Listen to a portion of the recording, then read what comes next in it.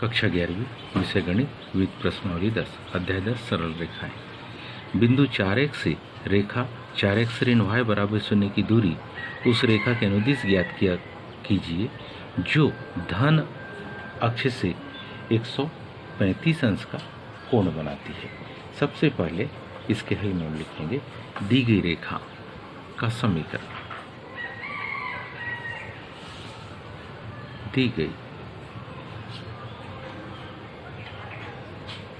रेखा का क्या लिखेंगे हम? समीकरण। तो दी गई रेखा का समीकरण है 4x ऋण y बराबरी से 0, जिसको हम लिखते हैं कि ये समीकरण नंबर कौन सा है? 1। रेखा 1 की किसकी? ये जो रेखा 1 की बिंदु P, मान लो कि बिंदु P है जो कि 4x को प्रदर्शित करता है और 4x से दूरी किसी अन्य रेखा के अनुदिश, किसी अन्य रेखा के अनुदिश ज्ञात करने के लिए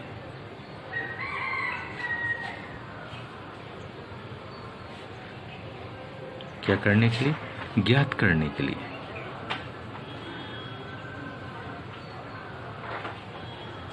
ज्ञात करने के लिए हमें दोनों रेखाओं के हमें क्या करना पड़ेगा? ये जो दोनों रेखाओं है, हमें दोनों रेखाओं के प्रतिच्छेदी बिंदु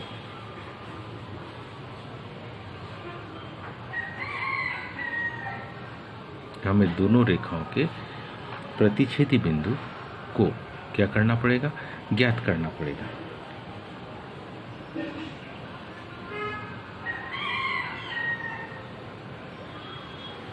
इसके लिए हम दूसरी रेखा का समीकरण प्राप्त करते हैं। इसके लिए हमें कौन सी दूसरी रेखा? इसके लिए हमें क्या? दूसरी रेखा का समीकरण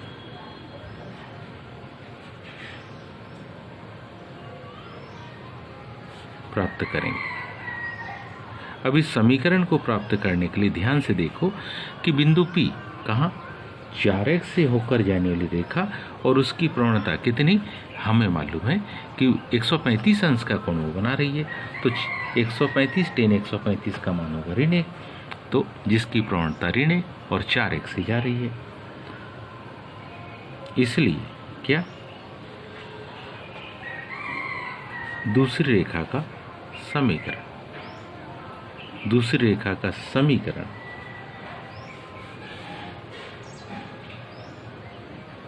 जिसकी क्या? ढाल tan 135 अंश यानी कि कितने? ऋण 1, तथा जो बिंदु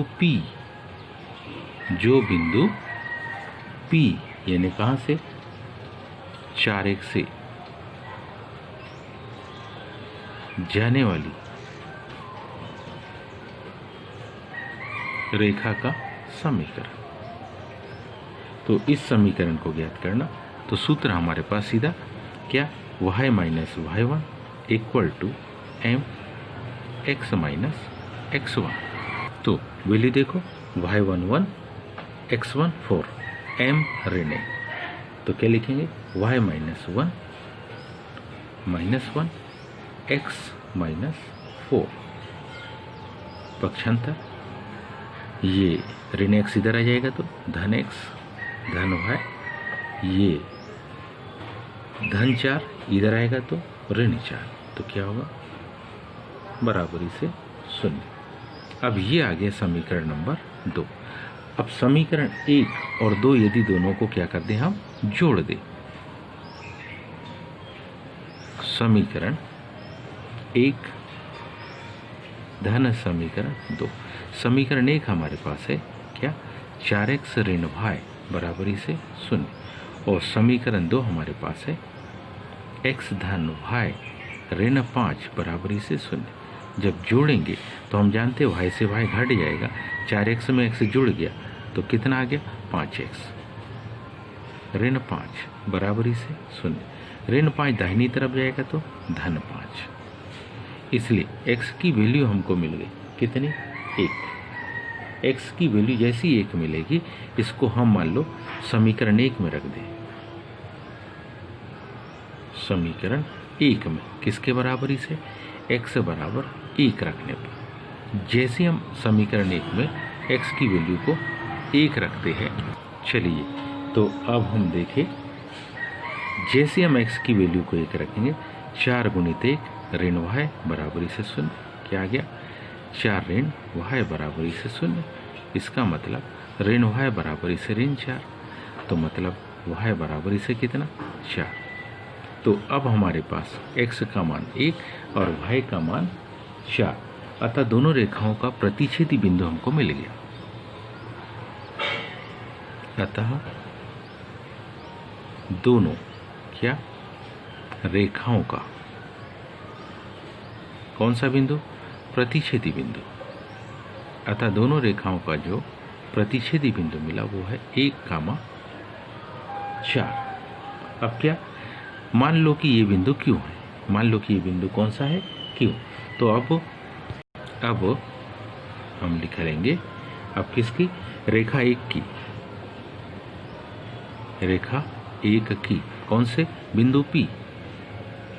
4x से दूरी, 4x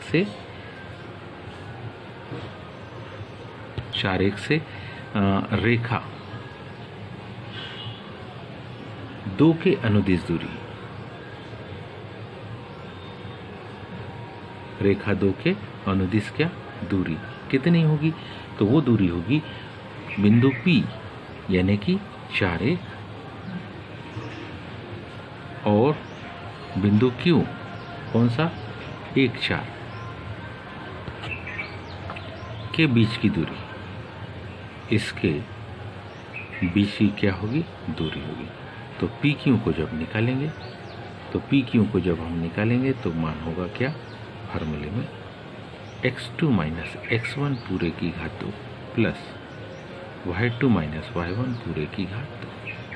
तो मान आएगा हमारे पास में कुछ इस प्रकार से, PQ बराबरी से करनी के अंदर x2 1 ऋण 4 पूरे की घात 2 धन 4 ऋण 1 पूरे की घात कितनी?